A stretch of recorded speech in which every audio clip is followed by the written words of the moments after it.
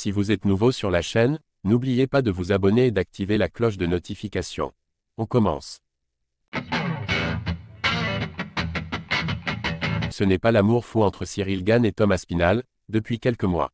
Le premier a snobé le second quant à un éventuel combat et ce dernier entend renvoyer l'ascenseur aux Français depuis qu'il est devenu champion intérimaire. Il a d'ailleurs réagi aux récents propos de Dana White avec un discours on ne peut plus clair.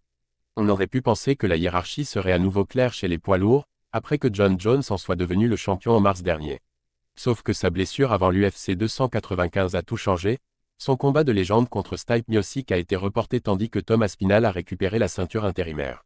Et ce dernier n'a plus qu'une envie, affronter Bones afin de montrer que c'est lui, le patron de la division.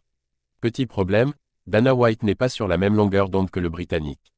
Lui souhaite au contraire organiser d'abord le choc Jones versus Miocic avant de donner sa chance au numéro 1 intérimaire.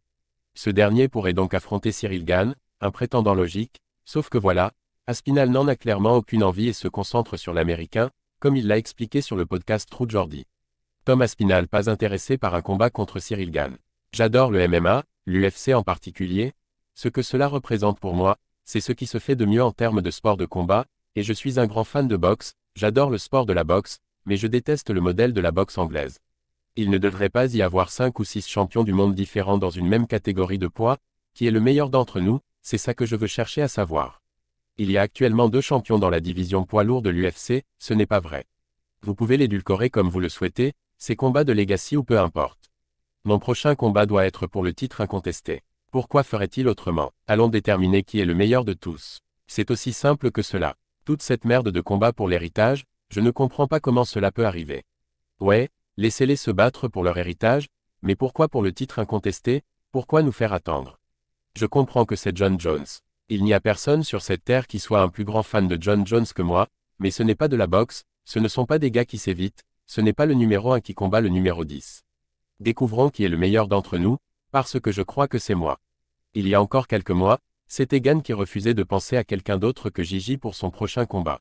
Aspinall n'avait pas apprécié ça et il rend donc la monnaie de sa pièce à Bon Gamin en lui réservant le même traitement.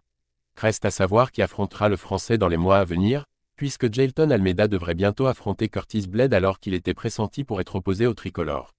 Maintenant qu'il est champion intérimaire des poids lourds, Tom Aspinall ne pense plus qu'à une chose, affronter Jon Jones et déterminer qui est le véritable meilleur combattant poids lourd de l'UFC. Mais Dana White n'y est pas encore disposé et les fans de Cyril Gane pourront reprocher aux Britanniques d'être un hypocrite.